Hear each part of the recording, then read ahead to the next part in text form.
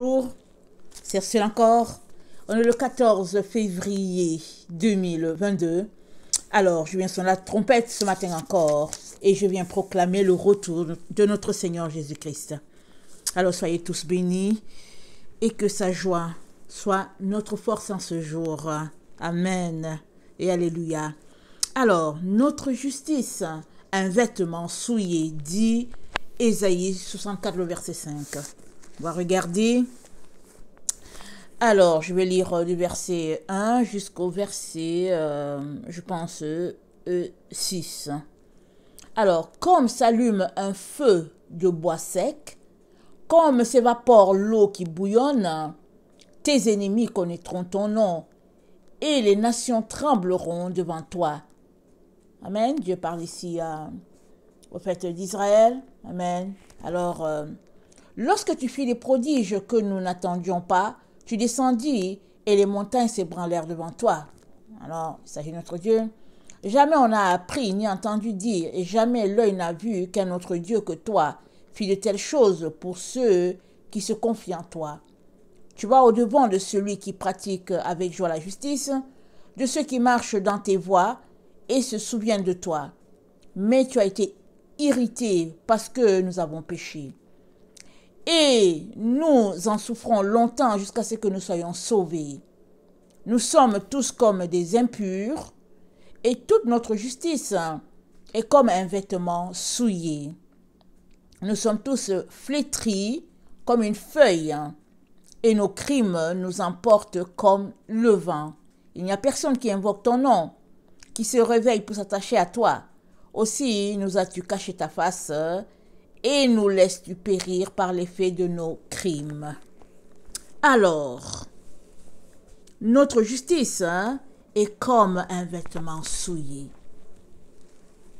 Ça, c'est le constat, amen, du prophète. Prophète Ésaïe, celui qui parle, il fait un constat. Généralement, quand tu viens devant Dieu et que tu es dans une attitude de repentance, tu vois ta petitesse. Mais quand tu es dans une attitude d'égal à égal, tu ne vois pas ta petitesse.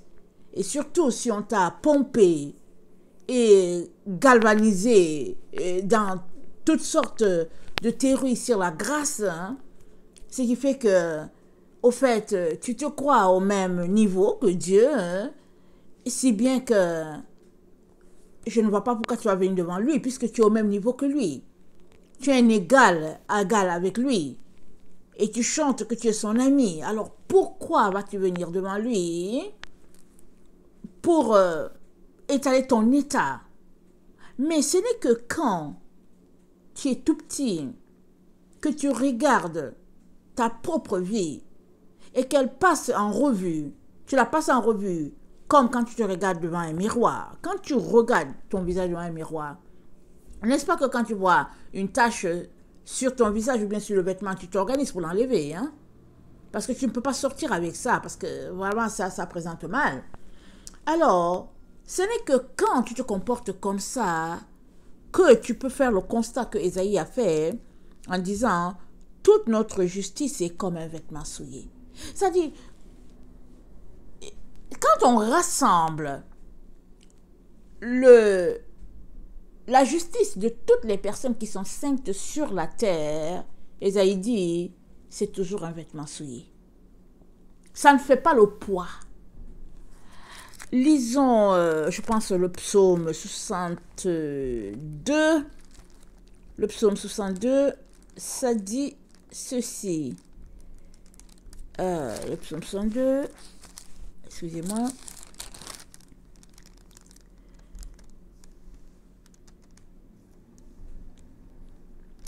Le verset 10.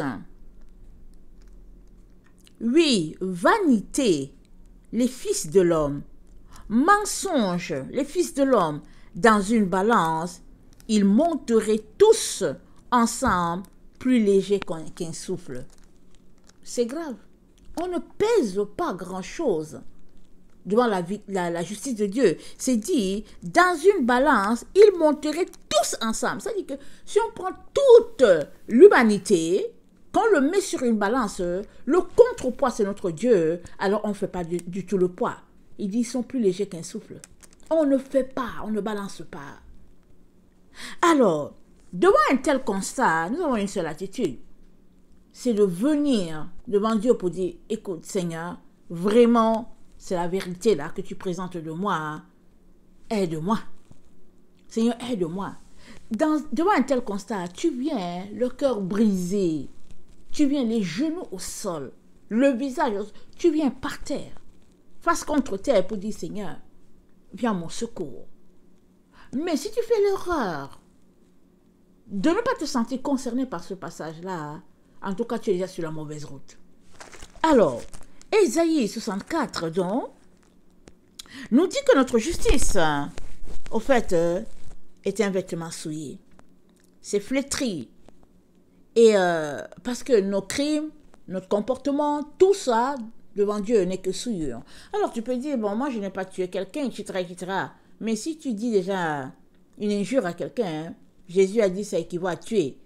Et même si dans ton cœur, tu as de la haine envers quelqu'un, Jésus dit ça équivaut à tuer. Parce qu'au fait, avant que quelqu'un devienne un tueur ou bien un meurtrier, disons-le comme ça, il part d'abord par une haine dans son cœur.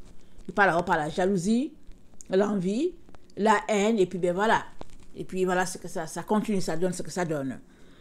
Alors, et Dieu nous dit dans Apocalypse 19, comment il s'attend à ce que nous soyons vêtus. Apocalypse 19.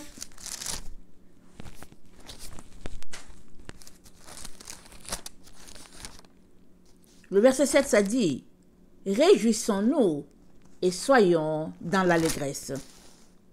Et donnons-lui gloire, car les noces de l'agneau sont venues et son épouse s'est préparée. » Et nous avons déjà vu, par la bouche de Paul, dans Éphésiens 5, que Christ, c'est le chef de l'Église, c'est le mari, et l'Église, c'est son corps. Amen. L'Église, c'est son épouse, c'est son corps. L'épouse, si nous nous rappelons notre histoire, dite dans Genèse, Ève a été tirée du corps de Adam. Alors l'Église est tirée du corps de Christ. Et puis le corps de Christ, c'est quoi? C'est quoi le corps de Christ? C'est sa parole. Jésus-Christ a dit quoi? Si vous mangez ma chair et vous buvez mon sang, c'est alors que vous êtes mes disciples. Alors manger la chair de Jésus, c'est quoi? C'est dévorer. C'est dévorer sa parole. Parce que c'est ça, Jésus-Christ, il est fait de parole. Il est la parole incarnée. Alors, l'épouse s'est apprêtée. Et il lui a été donné de se revêtir d'un fin lin, éclatant et pur, car le fin lin, ce sont les œuvres justes des saints. Alors le fin lin, on l'a déjà vu à un moment donné, c'est la pureté. Parce que le lin, il est blanc, et puis ça dépend des différentes qualités. Et chaque fois qu'on a vu ceux qui sont glorifiés, ils sont en vêtements blancs, et la Bible nous dit que c'est du lin. Le fin lin éclatant, qui sont les œuvres des saints. Et quand la Bible parle d'œuvres, ce n'est pas seulement comment tu donnes à quelqu'un, comment tu bénis une personne, mais les œuvres, c'est ta vie au fait, ton quotidien, tes actions, ça fait partie de tes œuvres. Alors, ce que tu fais à tous les jours. Alors, tout est compté devant Dieu. Il n'y a rien qui est laissé. Alors, donc, le Seigneur nous dit donc, il a donné à son épouse d'être vêtue d'un fin lin éclatant pur, car le fin lin, ce sont les œuvres justes des saints. Ce sont des œuvres justes, pas simplement des œuvres, mais des œuvres justes. Alors, et l'ange me dit, écrit, heureux ceux qui sont appelés au festin des noces de l'agneau. Il me dit, ces paroles sont les véritables paroles de Dieu. On va s'arrêter là. Alors, il dit ça après avoir parlé de l'épouse qui est vêtue de fin lin. C'est-à-dire, l'épouse s'est apprêtée. Elle s'apprête et maintenant, l'ange nous relate que l'ange nous parle des noces de l'agneau. Et l'épouse s'apprête comment?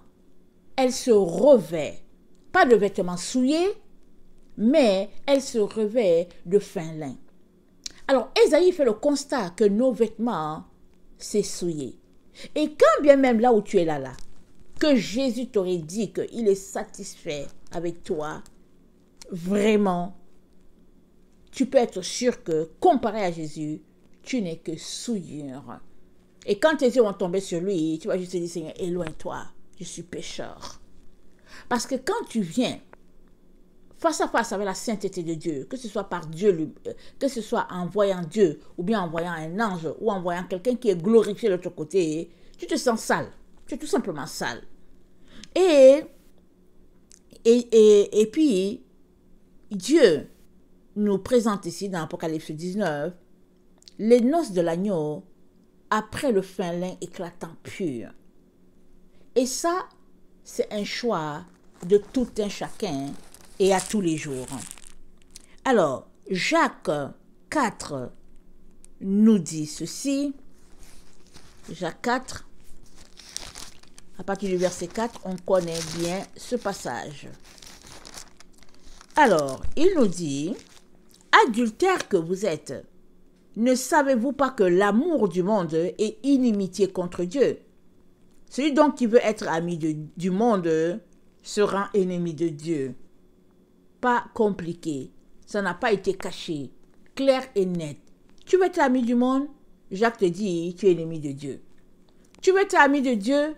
Il te dit, tu es ennemi du monde. Il te dit, ne cherche pas un équilibre entre les deux. Ne cherche pas à balancer les choses qui ne sont pas balançables.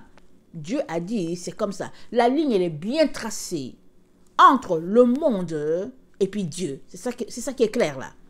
Alors, il dit, croyez-vous que l'Écriture parle en vain? C'est avec jalousie que Dieu chérit l'esprit qu'il a fait habiter en nous. Bon, voilà. Dieu ne parle pas pour parler. Tout ce qu'il dit, ce n'est que vérité. La Bible nous dit, il n'y a pas de mensonge en lui. Il n'y a pas de flatterie, là. Il n'y a pas de... Non, non, non. Il est droit, notre Dieu. Il dit ce qu'il dit. Et il faut s'en tenir à cela. Que de dire, bon, après tout, nous sommes ses enfants. Et puis bon, tu as vu un père... Depuis quand un père rejette son enfant, et puis ta. Mais ça, là, c'est de l'argumentation et c'est un péché. Et puis Dieu dit, tous qui sont comme ça, là, tous qui se comportent comme ça, leur place est dans les temps de feu. Voilà pourquoi il nous dit d'éviter les plaisanteries. Parce que les gens qui aiment plaisanter, ils plaisantent avec tout. Même quand Dieu parle, ils font une blague. Dieu parle, ils font une blague quand même. Que Dieu, c'est incroyable, notre génération. Et Dieu nous dit de prendre tout au sérieux.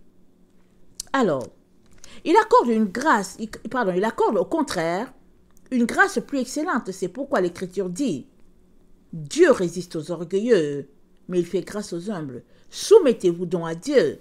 Résistez au diable. Il fuira loin de vous. Cette partie-là, c'est la partie qui nous incombe. Ce n'est pas une partie facile. On est appelé à résister au diable. On est appelé à exercer une force contraire à ce que Satan veut, aux manigances de Satan, à ses tactiques. On est appelé à exercer une force contraire aux valeurs du monde.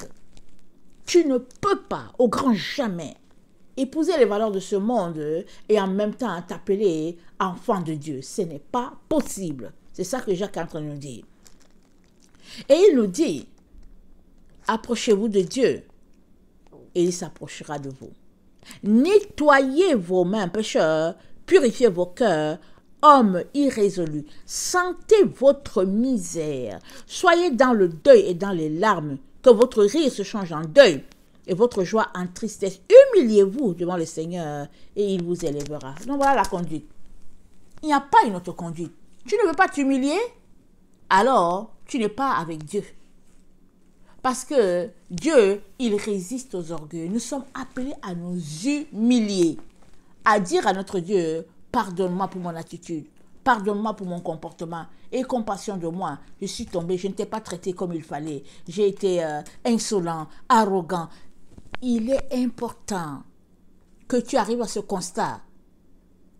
Où est arrivé Ésaïe? Ésaïe est arrivé au constat que nos vêtements ne sont que souillures. Tu es appelé à arriver à ce constat-là si c'est Dieu que tu cherches. Tant et aussi longtemps que tu ne vois pas ta misère, Tu ne peux pas chercher ce Dieu-là tant et aussi longtemps que tu, comment on appelle ça? Tu baignes dans cette assurance de grâce bon marché. Je ne vois pas pourquoi tu vas venir devant Dieu. Tu ne peux pas venir. Puisque tu es sauvé.